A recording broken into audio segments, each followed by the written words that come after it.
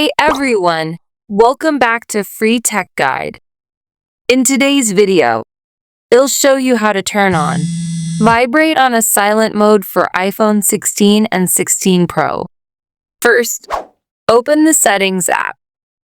Scroll down to Sounds and Haptics and tap on it.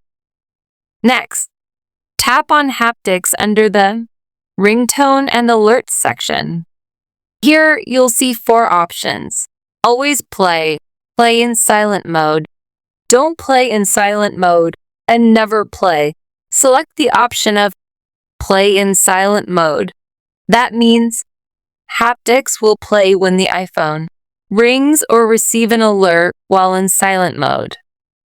After enabling this, you may also want to check vibration settings for individual alerts.